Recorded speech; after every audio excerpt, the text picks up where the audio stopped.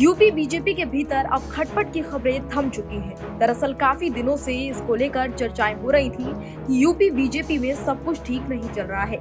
इन चर्चाओं पर विराम लगाने के लिए मुख्यमंत्री आवास पर बुधवार को एक अहम बैठक हुई, जिसमें आरएसएस, सरकार और संगठन के बीच विस्तृत चर्चा की गई।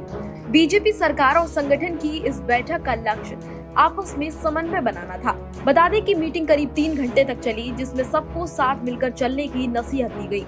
इस मीटिंग में दोनों डिप्टी सीएम केशव प्रसाद मौर्य और ब्रजेश पाठक दोनों भी मौजूद रहे। इसके साथ ही आपको ये भी बता दें कि इसमें प्रदेश अध्यक्ष भूपेंद्र चौधरी और आरएसएस के पूर्वी और पश्चिमी क्षेत्र के प्रचारक भी शामिल हुए, जिसमें समन्वय बनाने का पूरा प्रयास किया गया। और अब सीएम योगी और केशव प्रसाद मौर्य के बीच सब कुछ ठीक नजर आ रहा है। लोकसभा चुनाव में भारतीय जनता पार्टी को यूपी में लक्ष्य के मुताबिक बहुत कम सीटें मिली, जिसके बाद से यूपी की राजनीति में सब कुछ ठीक नहीं चल रहा है। तरह तरह की चर्चाएं हो रही हैं। इस बीच उप मुख्यमंत्री केशव प्रसाद मौर्य का एक बयान भी आया था। उन्होंने सरकार से बड़ा संगठन को बताया था, जिससे बीजेपी की अंदरूनी कलह को हवा मिल गई थी। इस बीच सरकार और पार्टी के नेताओं के दिल्ली दौरे भी खूब चर्चा में रहे। हालांकि अब बहुत हद तक स्थिति सामान्य होती हुई नजर आ रही है। इस बीच पिछले बुधवार को यहीं मुख्यमंत्री आवास पर जहां हम मौजूद हैं, यहीं पर सरकार, संगठन और संघ की बैठक हुई। इस बैठक में उपचुनाव समेत कई महत्वपूर्ण मुद्दों पर बेहद अहम चर्चा हुई और ये भी स्पष्ट कर दिया गया कि अब योगी आदित्यनाथ और केशव प्रसाद मौर्य के बीच सब ऑल इज वेल है।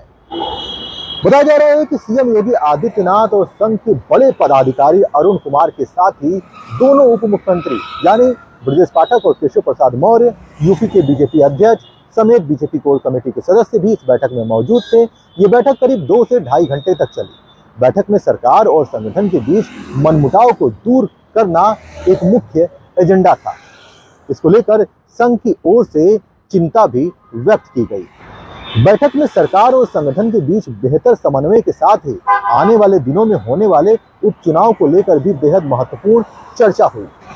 उपचुनाव वाले क्षेत्रों में बीजेपी बूथ स्तर पर फोकस करेगी, साथ ही छोटी छोटी बैठकें करके सीधे जनता से जुड़ने की कोशिश भी करेगी। इस रणनीति को लेकर भी चर्चा की गई। इसके साथ ही आगामी चुनाव में विपक्ष के मुद्दों की सच्चाई जनता के बीच सामने लाने की भी रणनीति तैयार की गई। 1 सितंबर से बीजेपी का सदस्यता अभियान शुरू होने जा रहा है। इसको लेकर भी चर्चा हुई कि इस अभियान के तहत किस तरह से सभी वर्गों के साथ ही पिछड़े और दलितों को भी जोड़ा जाए। लेकिन बैठक का मुख्य एजेंडा यही था कि जो मनमुटाव चल रहा था पार्टी के भीतर, संगठन के भीतर, इस मनमुटाव को खत्म करना था। और कहीं ना कहीं अब ये मनमुटाव खत्म होता हुआ भी नजर आ रहा है। पिछले दिनों ही केशव प्रसाद मौर्य ने मुख्यमंत्री योगी आदित्यनाथ की तारीफ की थी। इसको लेकर भी चर्चाएं तेज हो गई कि अब पार्टी के अंदर जो मनमुटाव चल रहा था वो अब खत्म हो रहा है। केशव प्रसाद मौर्य और योगी आदित्यनाथ के बीच जो मनमुटाव जो चल रहा था, जो बीजेपी की अंदरूनी कलह थी, अब दूर हो रही है और इस बैठक के बाद जो बची खुशी कलह है वो भी दूर हो जाएगी।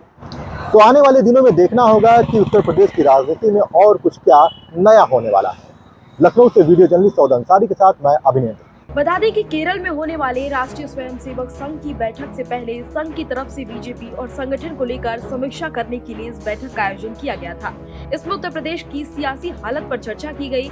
प्रदेश को लेकर किस तरीके से योजना बनाई जाए, प्रदेश में जिस तरीके से संघ स्तर तक संगठन और सरकार के बीच समन्वय की जो दिक्कतें आ रही थी उसको कैसे ठीक किया जाए, इस पर खास जोर इस बैठक में दिया गया। Bureau report, Bharat express, UP.